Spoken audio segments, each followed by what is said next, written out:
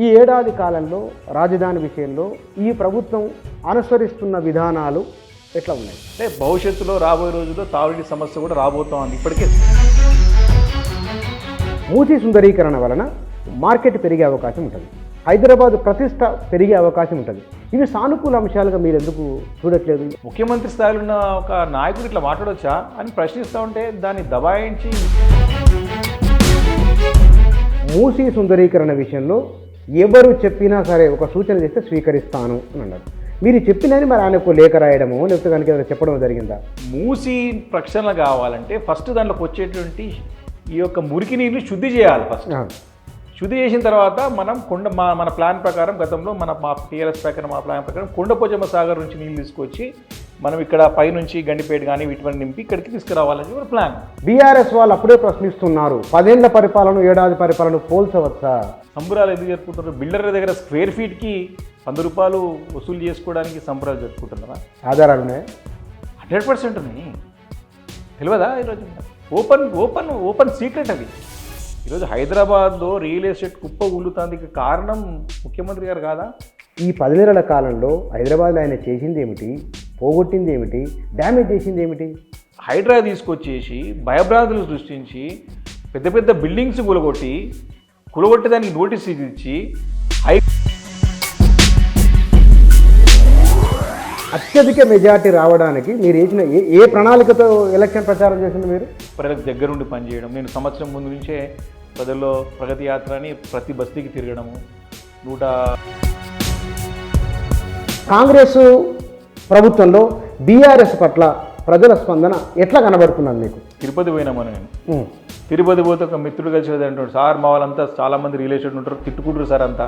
రాయలసీమ అతను తిరుపతి అయినా తిట్టుకుంటారు, ఏం ప్రభుత్వం మేము ఇదంతా అగమాగం చేస్తారు, ఇదంతా కూడా మంచి మళ్ళీ మీరు ప్రశాంతంగా మంచి మేయర్తో గెలవబోతారు.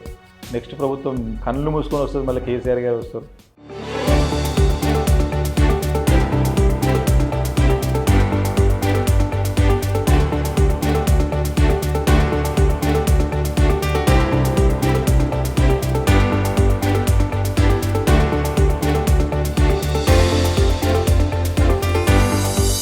నమస్తే. తెలంగాణ రాష్ట్రంలో కాంగ్రెస్ పార్టీ తాము ప్రజాపాలన నిర్వహిస్తున్నామని, ఈ ప్రజాపాలనకు ఏడాదిని ఉత్సవాలు చేస్తున్నది. నిజంగానే ఈ ప్రజాపాలనలో ఏడాది కాలంలో జరిగింది ఏమిటి, ఏం జరగవలసి ఉండే, వాళ్ళు చెప్పింది ఎంత జరిగింది, రాజధానితో పాటు రూరల్ తెలంగాణ, ఇక్కడ వచ్చిన మార్పు ఏమిటి, మార్పు వస్తుందని ఆశాభావం వ్యక్తం చేయడానికి అవకాశం ఉన్న అంశాలు ఏమేమి ఉన్నాయి, వీటికి సంబంధించిన విషయాలు మాట్లాడదు మన దగ్గర బీఆర్ఎస్ ఎమ్మెల్యే, మొన్నటి అసెంబ్లీ ఎన్నికల్లో అందరికంటే ఎక్కువ మెజార్టీ గెలుచుకున్న ఎమ్మెల్యే వివేకానంద గారు నా దగ్గర ఉన్నారు, వారితో మాట్లాడదాం. సార్ నమస్కారం. ఎక్కువ మెజార్టీతో గెలిచిన ఎమ్మెల్యే మీరు కాబట్టి కొంత మీకు ఎక్కువనే హైదరాబాద్ మీద ఎక్కువనే అడుగుదాం అనుకుంటుంది, ఎందుకంటే ఇక్కడ నుంచి మీరు గెలిచింది కాబట్టి. ఈ ఏడాది కాలంలో రాజధాని విషయంలో ఈ ప్రభుత్వం అనుసరిస్తున్న విధానాలు ఎట్లా ఉన్నాయి? ఒకటి స్పష్టంగా నేను మొదట చెప్పదలుచుకుంది, ఆల్మోస్ట్ ఆల్ ఈరోజు డిసెంబర్ 3వ తారీఖున కౌంటింగ్ డిక్లేర్ అయిపోయి మరి కాంగ్రెస్ ప్రభుత్వంలోకి వచ్చిన రోజు ఈరోజు, అంటే దాదాపు సంవత్సరం కావస్తూ ఉంది.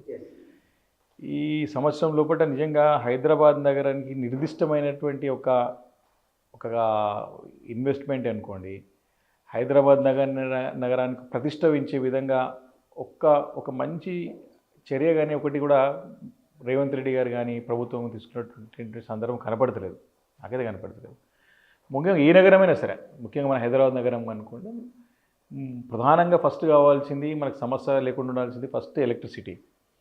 మనకి నిరంతరాయంగా మంచి నాణ్యమైన విద్యుత్తు, అటు డొమెస్టిక్ కానీ ఇండస్ట్రియల్స్ కానివ్వండి, ఇటు మిగతా అన్ని రంగాలకు కూడా మీకు మంచి సర్ప్లస్ కరెంటు, మంచి క్వాలిటీ కరెంటు కావాలి. రెండోది తాగునీరు, మూడోది వచ్చేసి శాంతి భద్రతలు, నాలుగోది వచ్చేసి ఇన్ఫ్రాస్ట్రక్చర్. మనకి ఇన్ఫ్రాస్ట్రక్చర్లో అంటే మనకి హైదరాబాద్ నగరంలో ట్రాఫిక్ విపరీతంగా పెరుగుతుంది కాబట్టి మనకి ట్రాఫిక్ నియంత్రణకు కానివ్వండి, అదేవిధంగా వరదలు కూడా మనకు వచ్చినప్పుడు కూడా వరద నియంత్రణకు కానివ్వండి, ఈ దిశగా నగరం యొక్క అభివృద్ధి కానీ నగరం యొక్క అడుగులు అంటే ప్రాస్పరస్ సిటీగా కానివ్వండి, ఒక మంచి నగరంగా పేరు తెచ్చుకోవాలంటే ఈ 5 ముఖ్యమైన అంశాలు.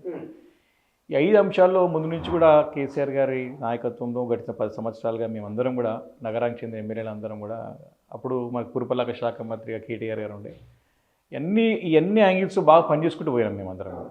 ఇప్పుడు ఆయన డ్యామేజ్ చేయలేదు కదా. దట్స్ వాట్ మేమందరం మంచి పని చేసుకుంటూ పోయినాం కాబట్టి మాకు మంచి పేరు వచ్చింది. నగరంలో అన్ని ఎక్కువ సీట్లు కూడా గెలుచుకున్నారు. దాదాపు అన్ని గెలిచినాం. అవును అవును. ఒకటే బీజేపీ గెలిచి మీదన్నీ మొత్తం మేము మనమే బీఆర్ఎస్ పార్టీ మేమే గెలిచినామని.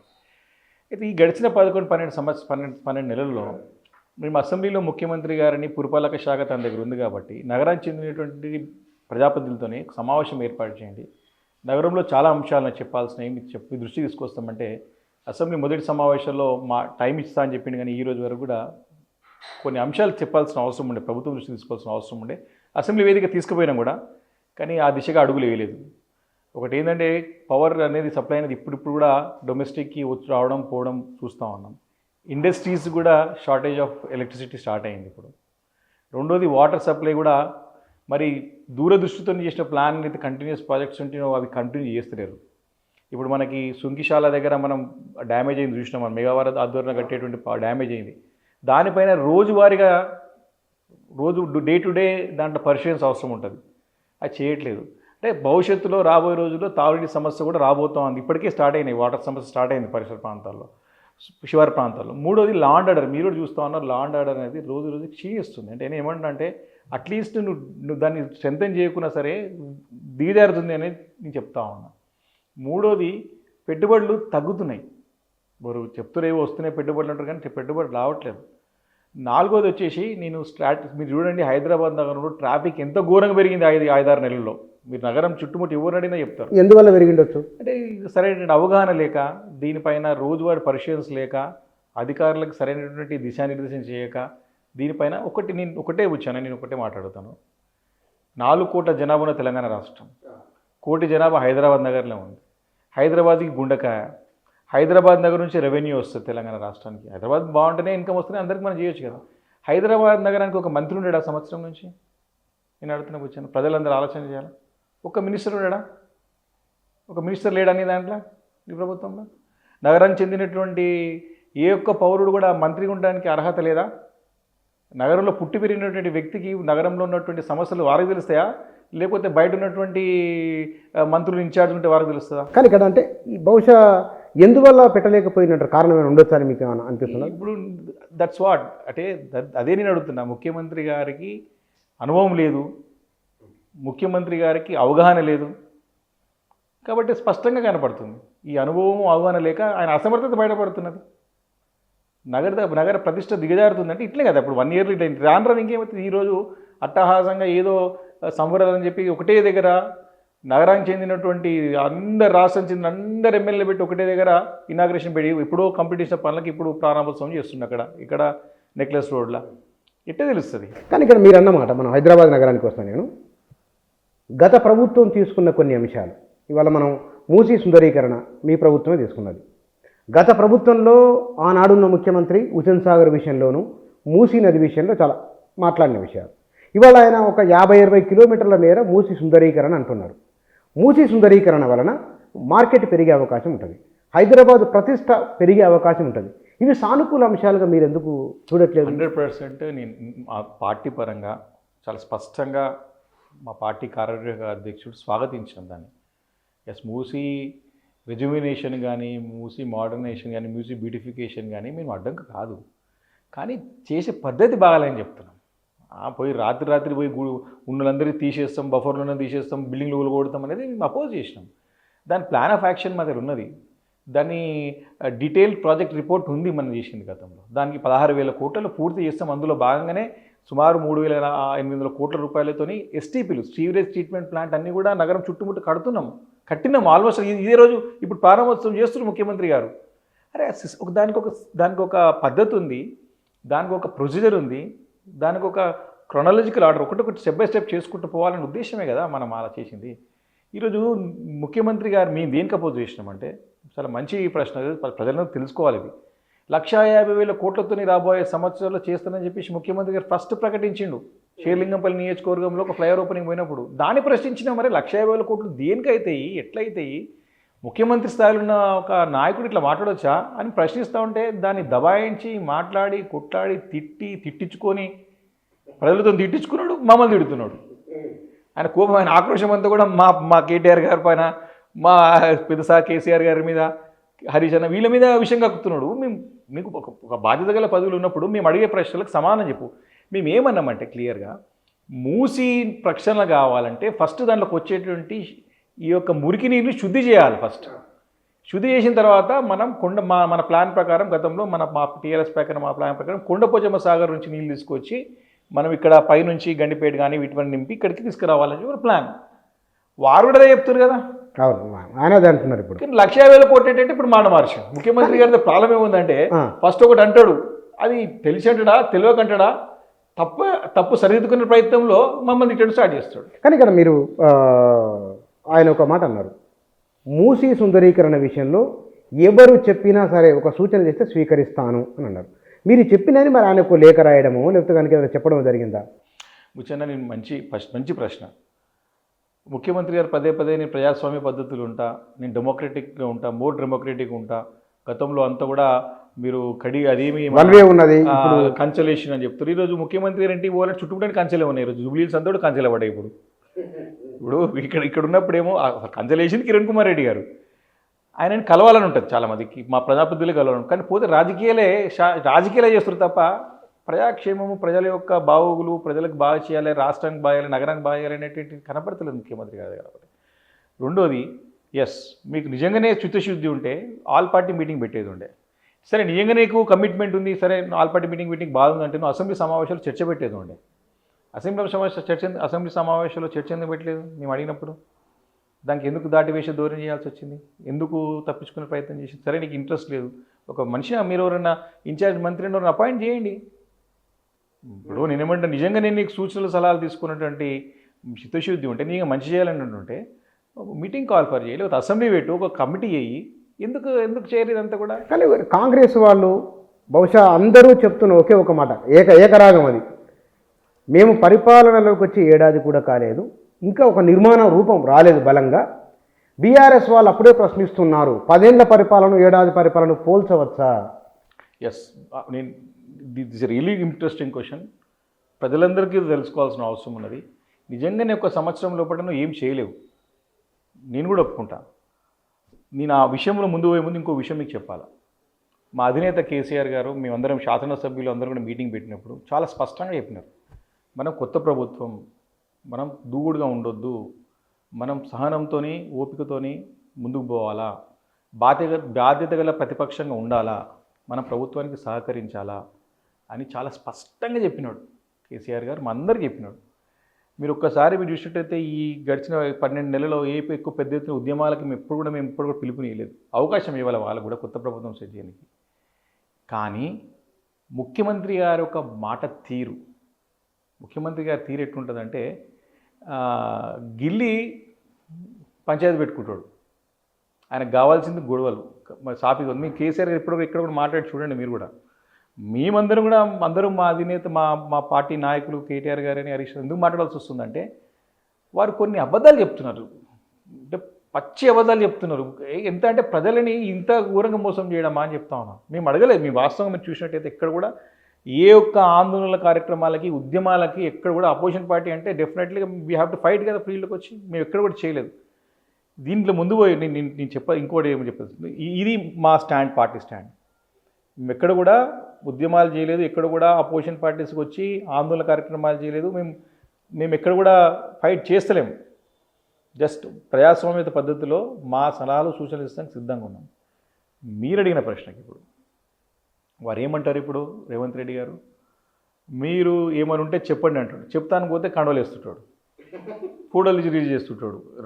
నియోజకవర్గ సమస్యలు పోతారు కదా ఎవరన్నా, అదొక పంచాయతీ వచ్చి పడ్డది ఇప్పుడు ఆయనకే ఉంటుంది, మాకేం లేదు పంచాయతీ, ఆయనకే పంచాయతీ పడ్డది. ఇప్పుడు విత్ పార్టీలు వెళ్ళి పంచాయతీ నడుస్తుంది. సరే, ఆ సబ్జెక్ట్ ఇంకోసారి మాట్లాడలేదు. ఎందుకంటే అంటే దీనికి మీరు ఇంతకుముందు అడిగిన ప్రశ్న ఇంపార్టెంట్. అది ఇప్పుడు మూసిది కానివ్వండి, 10 సంవత్సరాలు ఏడాది పాలన కానివ్వండి, నిజంగానే ఏడాది పాలన నువ్వు ఏం చేయలేవు, మాకు కూడా తెలుసు. కానీ ఈరోజు అద్భుతాలు సృష్టించిన అని చెప్పేసి నువ్వు సంబరాలు చేస్తా ఉన్నావు, విజయోత్సవాలు జరుపుతా ఉన్నావు. అది నీ మూర్ఖత్వానికి దర్పణం పడుతుంది. నీ యొక్క ఏమంటారంటే నేవ్నెస్ అంటే తెలివి తక్కువతనం కనపడుతుంది అక్కడ. మీరే అంటారు సంవత్సరంలో కూడా ఏం చేస్తాం మేము చేయలేం కదా అని. సంబురాలు దేని జరుపుకుంటున్నారు చెప్పాలంటే ఈరోజు క్లియర్గా కాంట్రాక్టర్స్ దగ్గరికి వెళ్ళి ఏజెంట్స్ దగ్గరికి వెళ్ళి 10% ఏదో వసూలు చేస్తున్న సంగతి వాస్తవం కదా బుచ్చన్న. ఈరోజు పోయి ఒక్కసారి చుట్టుపక్కల సెక్రటరియట్ చుట్టుముట్టు కానీ ఏ ఒక్క కాంట్రాక్టర్ అంటే ఏ ఏజెన్సీ అడిగినా 10% తీసుకోకుండా బిల్లులు చెల్లిస్తారా? 10%? ఇప్పుడు పెరిగిందంటే 1% పొద్దున బీఆర్ఎస్ రకరకాల పేర్లు ట్యాక్స్లకు పొద్దున 1% పెరిగింది, 11% అని చెప్తున్నారు ఒక పెద్ద మనిషి. జర్నలిస్ట్ మిత్రుడే చెప్పింది నాకు. రెండోది సంబరాలు ఎందుకు జరుపుకుంటున్నారు? బిల్డర్ల దగ్గర స్క్వేర్ ఫీట్కి 100 రూపాయలు వసూలు చేసుకోవడానికి సంబరాలు జరుపుకుంటున్నారా? ఆధారాలు ఉన్నాయి, 100% ఉన్నాయి. తెలియదా ఈరోజు మనకి? ఓపెన్ సీక్రెట్ అది. ఈరోజు హైదరాబాద్లో రియల్ ఎస్టేట్ కుప్ప ఊలుతాందుకు కారణం ముఖ్యమంత్రి గారు కాదా? ప్రశ్నించడం ఒక్కసారి అడగండి మీరు. కానీ మీరు ఒక మాట, హైదరాబాద్ బ్రాండ్ను ఏ మాట కామాట ఒప్పుకోవాల్సింది. కేసీఆర్ 10 ఏళ్ల కాలంలో ఈ బ్రాండ్ ఎస్టాబ్లిష్ అయింది, పెరిగింది కూడా, ఇది ఒప్పుకోవాల్సిందే. ఎందుకంటే ఇది ప్రపంచ బ్యాంకు రిపోర్ట్లో వచ్చింది, రకరకాల రిపోర్ట్లలో వేస్తుంది. ఈ 10 నెలల కాలంలో హైదరాబాద్లో ఆయన చేసింది ఏమిటి, పోగొట్టింది ఏమిటి, డ్యామేజ్ చేసింది ఏమిటి? Yes, this also good question. First Hydraa తీసుకొచ్చినాడు, దానికి విధి విధానాలు లేకుండా తీసుకొచ్చినాడు, చట్టబద్ధత లేకుండా తీసుకొచ్చినాడు. స్టార్టింగ్ ద ఫస్ట్ డే మేము అడిగినాం, హైడ్రా అనేది చట్టబద్ధత లేదు, దీనికి వెళ్ళి విధి విధానాలు లేవు, దీనికి సరైన గైడ్లైన్స్ లేవు, ఒక వర్కింగ్ మాన్యువల్ లేదు దానికి. ఏదన్నా మనము ఆర్గనైజేషన్ అప్పుడు దానికి మాన్యువల్ ఉంటుంది, దానికి విధి విధానాలు, దాని ప్రొసీజర్స్, ఏం పని చేస్తుంది ఏం పని చేయదు అని ఉంటుంది. ఏం లేకుండా హైడ్రా తీసుకొచ్చి దేశం మీదకి వదిలిపెట్టేసినారు.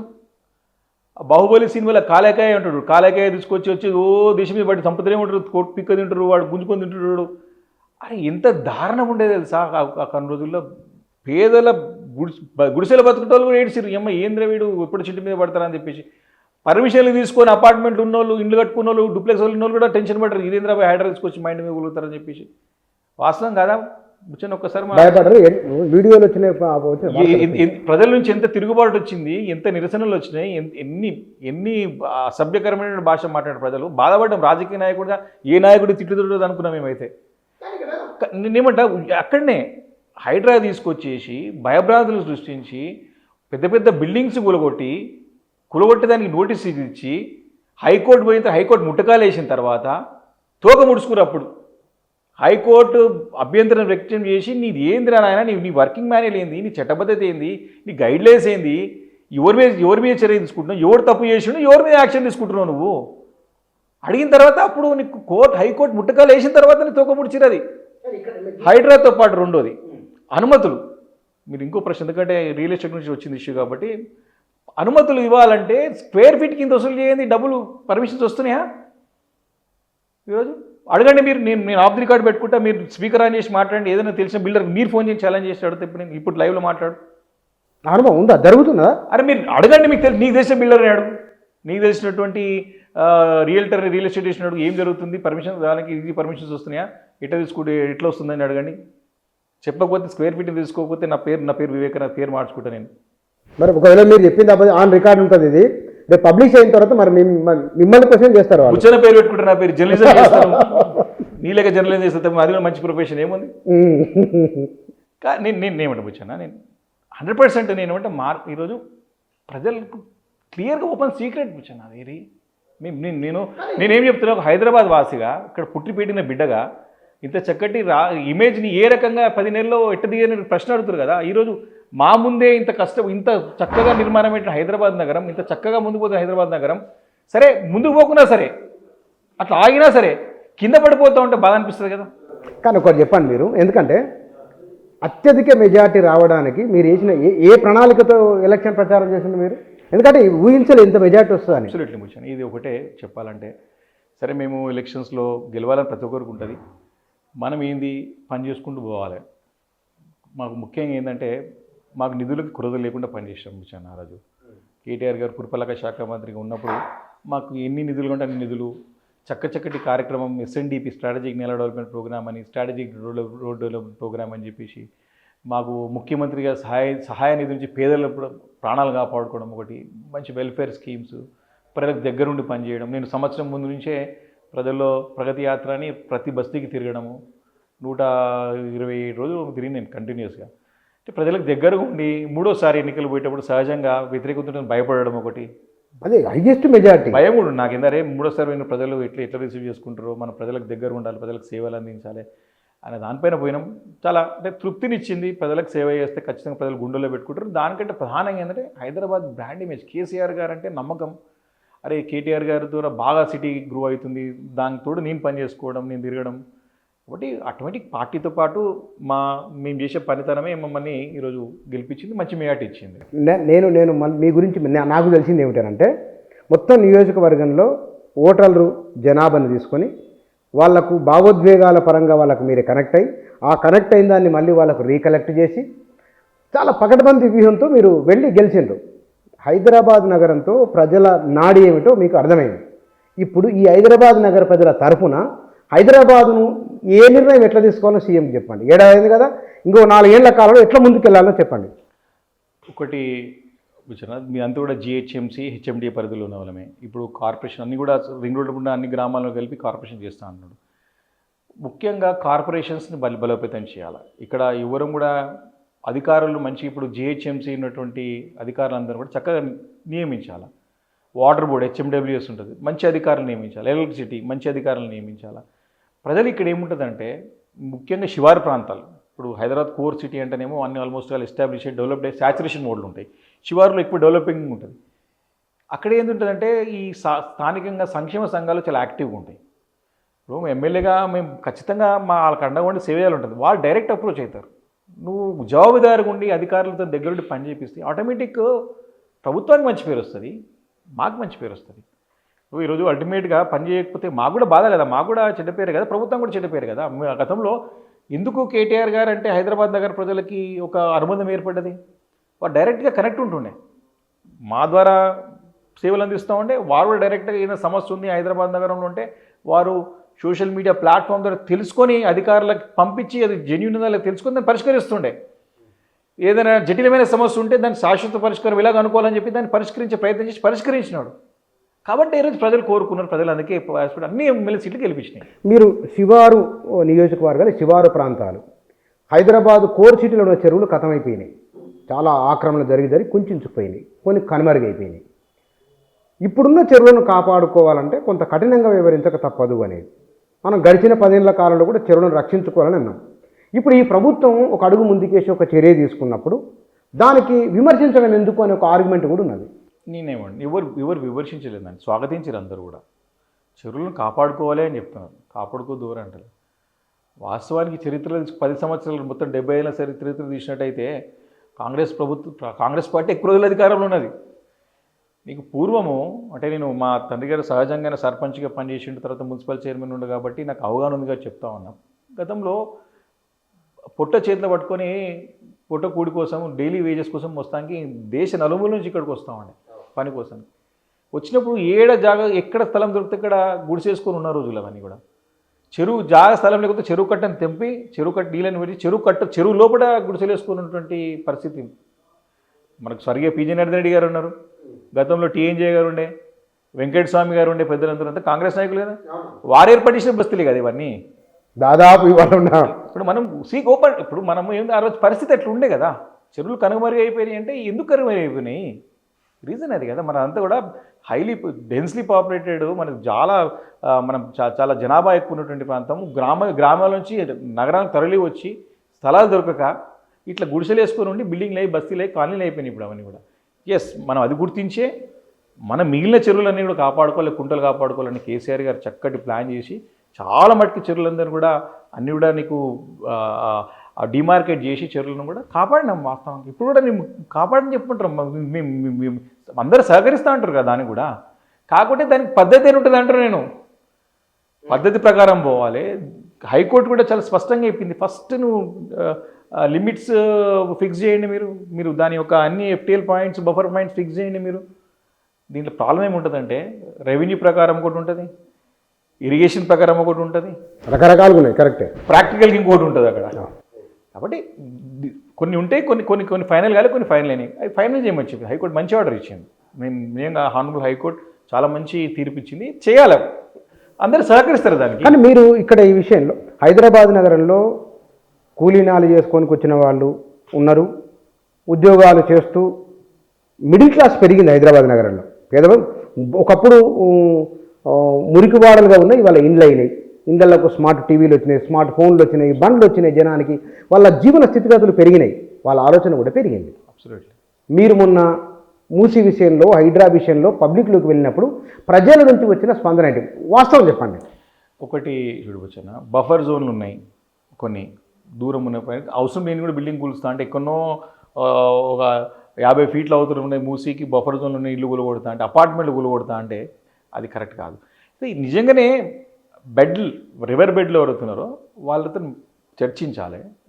వారికి నిజంగానే కాంగ్రెస్ పార్టీ 2013 యాక్ట్ తీసుకొచ్చింది, R&R యాక్ట్ తీసుకొచ్చింది, రీహాబిలిటేషన్ యాక్ట్ ఉంది కదా, దాని ప్రకారం వారికి ఒప్పించు, వారికి ఒప్పించు, వారికి సరైన మార్గం చూపెట్టు, ఒక సరైన ఇల్లు చూపెట్టు. నువ్వు కేసీఆర్ గారు ఇచ్చిన డబుల్ బెడ్రూమ్ ఇచ్చేసానికి వెళ్ళిపోను ఉండిపో అంటే ఎందుకు పోతాడు? అంత పేదవాళ్ళే వాళ్ళు కూడా రూపాయి వేసుకుని. నీకు చక్కటి స్థలం చూపించి నువ్వు నిజంగానే చిత్తశుద్ధి ఉంది కాబట్టి నీకు నిజంగానే నువ్వు డబ్బులు ఖర్చు సిద్ధం ఉన్నప్పుడు వారిని ఒప్పించాలి కదా, మెప్పించాలా, ఒప్పించాలా అనే బాబు నీకు ఉంటే నీకు వాస్తవానికి కరెక్ట్ కాదు. వాళ్ళందరూ కూడా వెతుకుంటూ బీఆర్ఎస్ భవన్కి వచ్చి ఇక్కడ తెలంగాణ భవన్కి వచ్చేసి మనకు న్యాయం కావాలంటే అప్పుడు మనం హైకోర్టు అడ్వకేట్ని పార్టీ తరఫున అపాయింట్ చేసి వారికి న్యాయం ఏ విధంగా చేసి కోర్టుకి వెళ్తే కోర్టు కూడా డైరెక్షన్ ఇచ్చింది కదా. అది ప్రొసీజర్ ఫాలో కమ్మని చెప్పు. ఎవరైనా మనం చట్ట ప్రకారం పోవాలి, పద్ధతి ప్రకారం పోవాలి.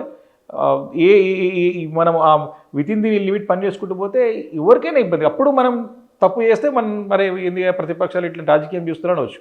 రాజకీయం ఈ సమస్యలను చేయలేదు, ఏ అంశంపై రాజకీయం చేయలేదు. ప్రజలు వెతుక్కుంటూ వచ్చారు మా దగ్గరికి. ప్రజల సమస్యలు ఏమో ఇంత అన్యాయం జరిగినప్పుడు అడగకపోతే ప్రతిపక్షంగా అడగలేని చెప్పేసి కూడా మనం అడుగుతారు కదా. ఏ అంశం తీసుకున్నా సరే మీరు. కానీ ఇక్కడ రూరల్ తెలంగాణ ఉన్న సమస్యలు వేరు, హైదరాబాద్ నగర సమస్యలు వేరు, ఆలోచన కూడా వేరుగా ఉంటుంది. గ్రామీణ తెలంగాణ ఆలోచన వేరు, అర్బన్ ఆలోచన వేరు. ఇక్కడ పోయిన ఎన్నికల్లో ఎక్కువ స్థానాలు బీఆర్ఎస్కి వచ్చినాయి హైదరాబాద్ నగరంలో. ఇప్పుడు కాంగ్రెస్ ప్రభుత్వంలో బీఆర్ఎస్ పట్ల ప్రజల స్పందన ఎట్లా కనబడుతున్నది మీకు? జనం నేను ఎవరు కదిలిచ్చినా కదలకపోయినా ఎవరిని పట్టుకున్నా అన్న నువ్వు మంచి పని చేసినావు అన్నారు. ఏ మంచి పని చేసినావు అన్న, నువ్వు బీఆర్ఎస్ నుండి మంచి పని చేసినావు. నేను ఎక్కడ పోనానంటే నెక్స్ట్ కళ్ళు మూసుకొని మళ్ళీ మీరే వస్తారు, నీకు మంచి పదవులు వస్తాయి, నువ్వు హాయి ఇక్కడనే ఉండు అంటే నేను ఎక్కడ పోయి అంటే ప్రజల నుంచి చెప్తున్న రెస్పాన్స్ చెప్తాను. మీరు అడిగారు కాబట్టి ఓపెన్గా చెప్తాను, నేను ఆన్ ఏరియా చెప్తాను, చాలా క్లియర్గా చెప్తున్నారు. ఈరోజు నీకు ఊళ్ళలో ఇంకా ఎక్కువైందని చెప్తున్నారు. హైదరాబాద్ అయితే అందరూ మీకే ఓడేసినామన్న, ఊళ్ళలో పాడి చేసినంత అని చెప్పేసి వాళ్ళు బాధపడుతూ ఉన్నారు. అన్నీ కూడా తెలిసిపోతుంది డిఫరెన్స్ వాళ్ళకి. ఎందుకో మరి ఆ పరిపాలనలో ఏం తేడా ప్రజలు గమనించారో కానీ ప్రజలు బాధపడుతున్నారు. అరే కేసీఆర్ ముఖ్యమంత్రి లేకపోయా టీఆర్ఎస్ వాళ్ళు అంటున్నారు, మామూలు జనం కూడా మామూలు కామన్ మ్యాన్ అంటుండ్రు. నేను నా పార్టీ నుంచి చెప్పుకోవాలని కాదు కానీ this is the response I'm getting. అమెరికాలో ఉన్నటువంటి మా మిత్రులు కానీ మా బంధువులు కూడా అరే నెక్స్ట్ కన్ను మూసుకొని టీఆర్ఎస్ వస్తారా నాయన, మీరు బంగారు పల్లెల్లో పెట్టి మీకు ఇస్తాడు, మీరు ప్రశాంతంగా ఉండరు, మీరు మళ్ళీ మంచి మెజార్టీతో గెలుస్తారు, హైదరాబాద్ నగర్ తిరుగులే కూడా గెలుస్తారు. తిరుపతి పోయినామని నేను తిరుపతి పోతే ఒక మిత్రుడు కలిసి అంటాడు, సార్ మా వాళ్ళంతా చాలామంది రిలేషన్ ఉంటారు, తిట్టుకుంటారు సార్ అంతా రాయలసీమ అతను తిరుపతి అయినా తిట్టుకుంటారు, ఏం ప్రభుత్వం మేము ఇదంతా ఆగమాగం చేస్తారు, ఇదంతా కూడా మంచి మళ్ళీ మీరు ప్రశాంతంగా మంచి మెజార్టీతో మీరు గెలవబోతారు, నెక్స్ట్ ప్రభుత్వం కళ్ళు మూసుకొని వస్తుంది, మళ్ళీ కేసీఆర్ గారు వస్తారు. This is the response we are getting. నేను ఫ్యాక్ట్ చెప్తా ఉన్నా, నేను ఎలాంటి అతిశయోక్తి లేదు, ఏదో నేను బీఆర్ఎస్ పార్టీ చెప్పాలని చెప్తలేను. ఇది వాస్తవ పరిస్థితి. ఈరోజు బీఆర్ఎస్ బీఫామ్ దొరికినోడు అదృష్టవంతుడు రేపు ఎలక్షన్లో.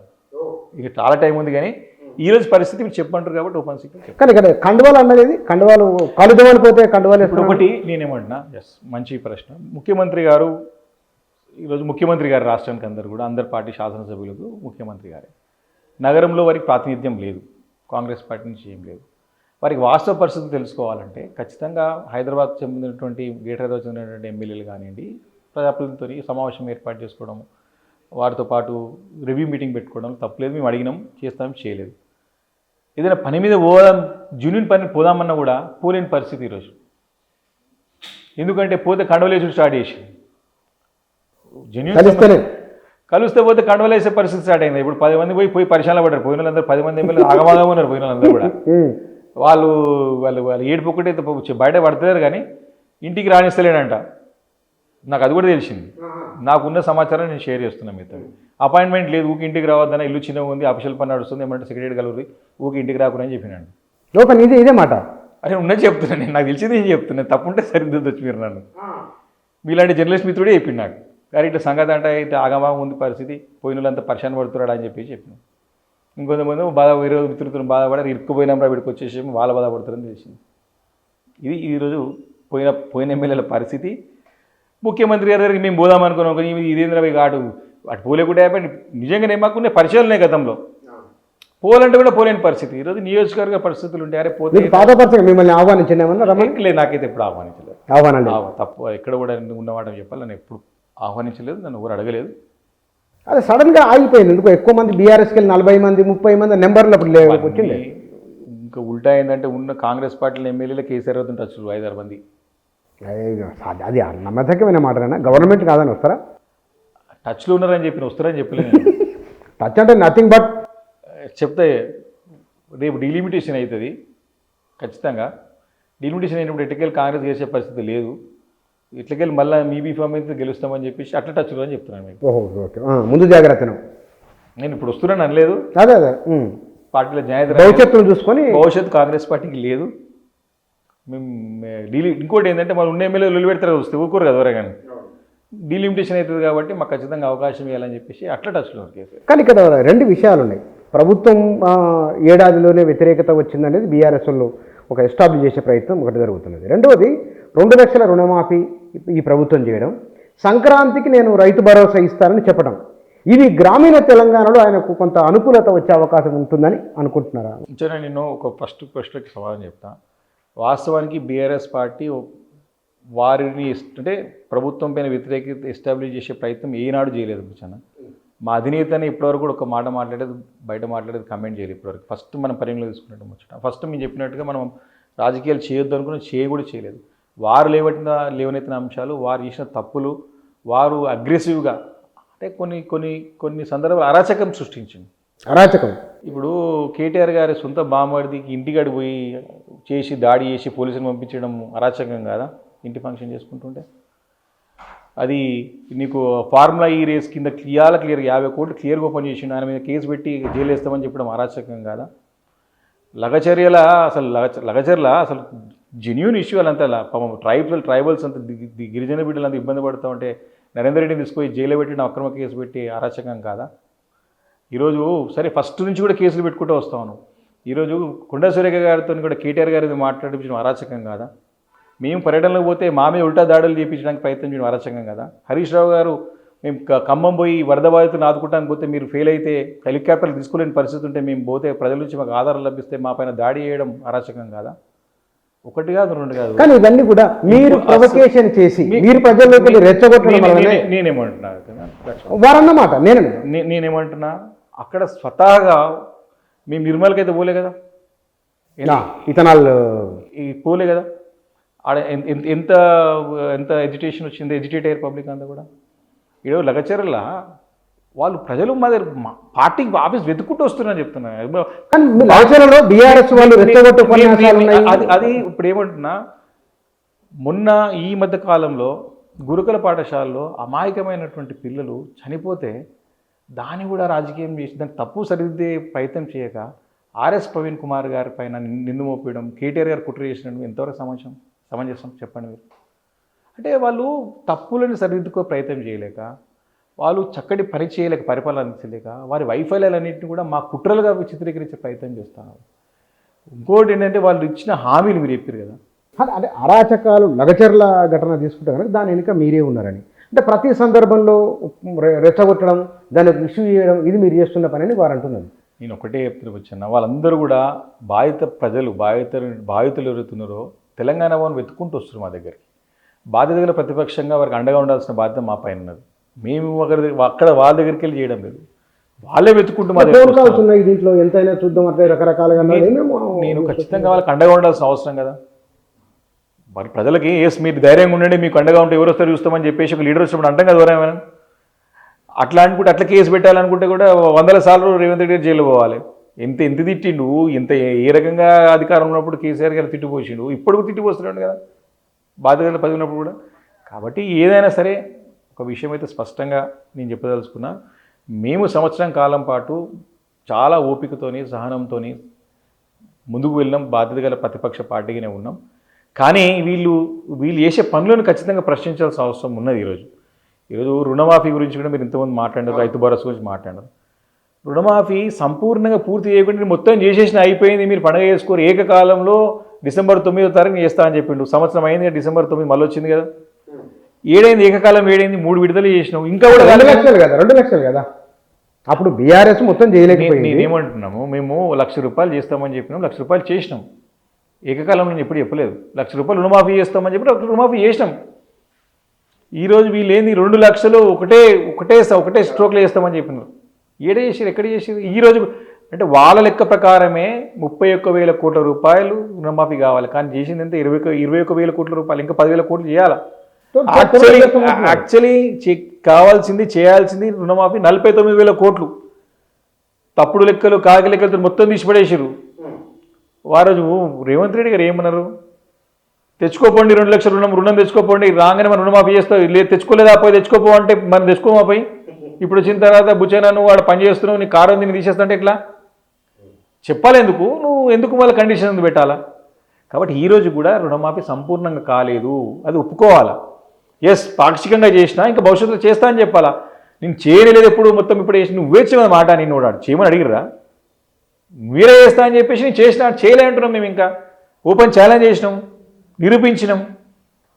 ఈరోజు రైతు భరోసా కూడా, రైతు బంధు ఎంత అన్యాయం ఇదైతే, ఎంత మోసం, ఎంత పచ్చి అబద్ధం ఇదైతే.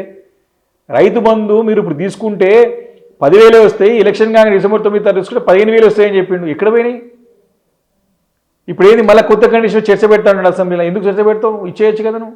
ఆయన ఏమంటున్నాడంటే గత ప్రభుత్వం కొండలకు, గుట్టలకు, రోడ్లకు, ఫామ్ హౌజ్లకు, కోళ్ల ఫారాలకు రైతు బంధు ఇచ్చిండు వాళ్ళు. అట్లా ఇవ్వడం వలన ఖజానా పైన భారం పడింది. ఎంతవరకు ఇస్తే బాగుంటుందో ప్రజాస్వామ్య పద్ధతిలో అసెంబ్లీలో చర్చ చేద్దాం అన్నట్లు. ఇది నేనేమంటే ఇదే మాట అసెంబ్లీ ఎలక్షన్స్ ముందు చెప్తే బాగుంటుండే కదా అంటాను.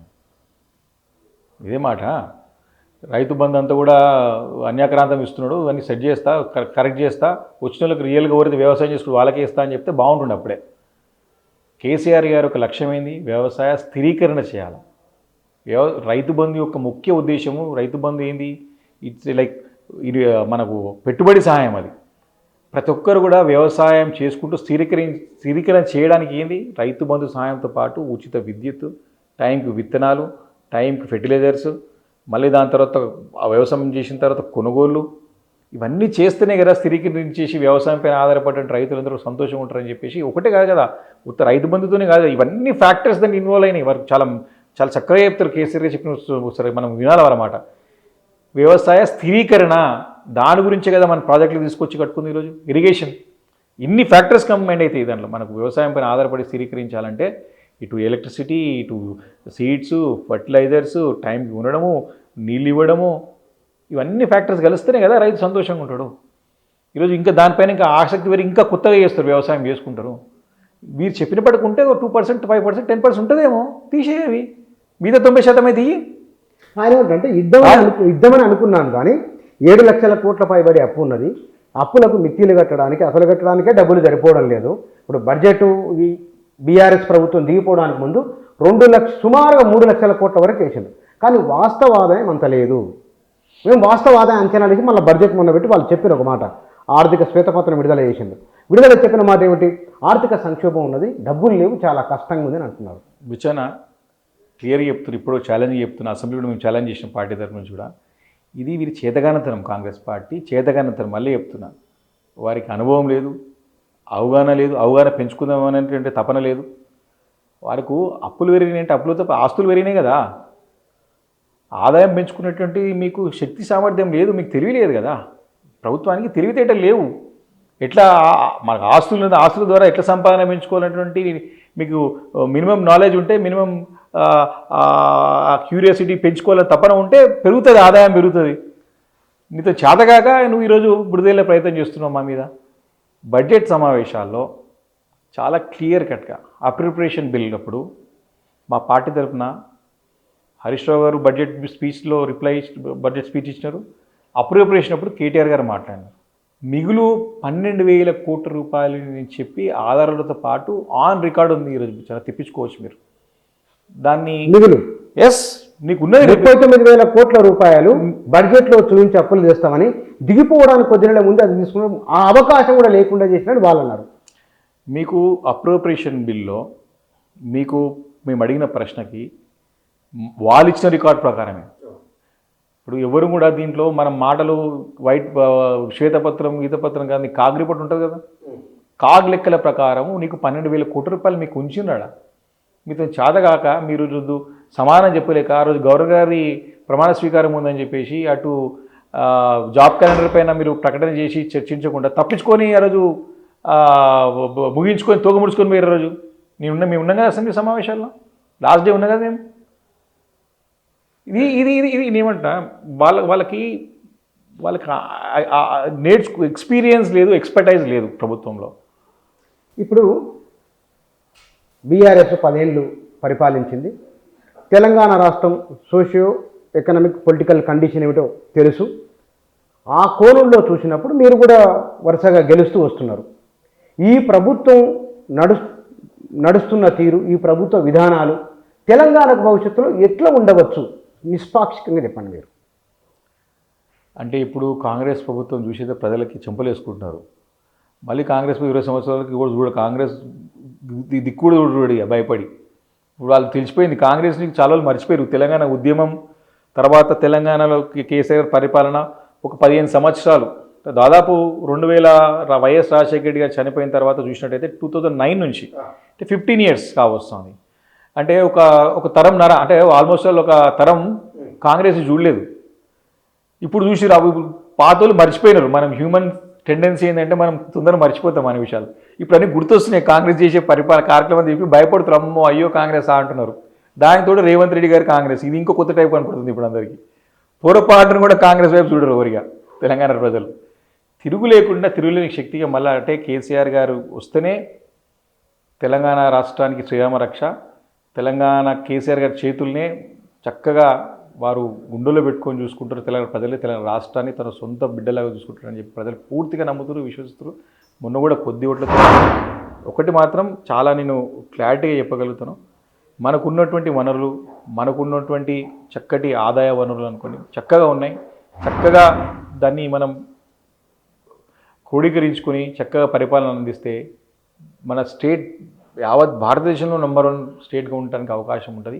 ఉన్నది కూడా నిరూపించుకున్నాం కూడా, మనం అనేక రంగాల్లో నిరూపించుకోగలిగినాం. కాబట్టి డెఫినెట్గా తెలంగాణ రాష్ట్ర భవిష్యత్తు ప్రజలు ఖచ్చితంగా కేసీఆర్ గారి నాయకత్వాన్ని కోరుకుంటారు, బీఆర్ఎస్ పార్టీనే ఉండాలని కోరుకుంటారు. అంతే తప్ప ఇప్పుడు పొరపాటును కూడా పక్క పార్టీకి ఇస్తే ఏమైందో, కాంగ్రెస్ పార్టీకి ఇస్తే ఏమైందో ప్రజలు అనుభవిస్తున్నారు. ఇప్పుడు నేను ఏమంటున్నా అంటే అనుభవాలు మాకు షేర్ అవుతున్నాయి. మాకు ఈరోజు అంతా కూడా తోడవుతున్నాయి మాకు.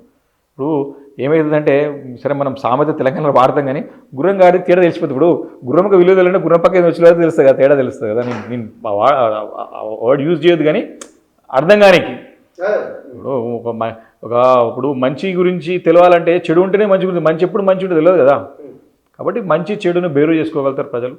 ఏది మంచిది, ఏది మనకు మంచి చేయగలుగుతుంది, ఏది మనకు ఏ ప్రభుత్వం ద్వారా, ఏ నాయకత్వం ద్వారా న్యాయం అవుతుంది, ఏదైతే మన పిల్లల భవిష్యత్తు బాగుంటుంది, రాష్ట్ర భవిష్యత్తు బాగుంటుందో ప్రజలు ఖచ్చితంగా గమనించినారు. సరైన సమయం గురించి వెయిట్ చేస్తారు. అంతే. ప్రజాస్వామ్యంలో అంతకంటే మనం చేయాల్సింది ఏం లేదు. రైట్ టైం గురించి వెయిట్ చేస్తారు, రైట్ డిసిషన్ ఇస్తారు ప్రజలు. Right sir, thank you. ప్రజలకు 10 ఏళ్ల కింద 15 ఏళ్ల కింద ఉన్నట్టు ఇవాళ లేరు. అది వయసు 50 ఉండొచ్చు, 60 ఉండొచ్చు, 20 ఏళ్ళు ఉండొచ్చు. కమ్యూనికేషన్ టెక్నాలజీ ప్రజలకు అందుబాటులోకి వచ్చిన తర్వాత ముఖ్యమంత్రి కార్యాలయం నుంచి సర్పంచ్, వార్డు మెంబర్ వరకు ఎవరేం చేస్తున్నారో ఎవరేమిటో అందరుగా ఓపెన్గా అందరి కళ్ళ ముందు కనబడుతున్నది. ఈ ప్రభుత్వానికి ఇంకా ఒక 4 ఏళ్ళ అవకాశం ఉన్నది. ఈలోపు ఏం మారుతుందో తెలియదు. వారు చివరికి ఒక పోలిక చేసిండ్రు. ఆ పోలికలాగానే ఉంటుందా, లేదా ఈ ప్రభుత్వం వారు ఇందాక ఎత్తి చూపినట్టుగా తప్పులు సవరించుకొని సరిదిద్దుకొని ఒకవేళ ఉంటే వారు భావిస్తే ముందుకు వెళ్తారా తెలియదు. కానీ ఈ ఏడాది కాలంలో పాలన ఎట్లా ఉందనేది ప్రజల అనుభవంలో ఉంటుంది. అది అర్బనా, రూరలా, ఏదైనా సరే ఎవరి అనుభవంలో వారికి ఉంటుంది. ఎవరి పరిపాలన ఏమిటి, ఎవరి పనితీరు ఏమిటి అనే దానికి కాలము ఒక పరీక్ష. ప్రజల ఆలోచన భవిష్యత్తు దానికి ఎట్లా ఉంటుందో చూడాలి. Thank you.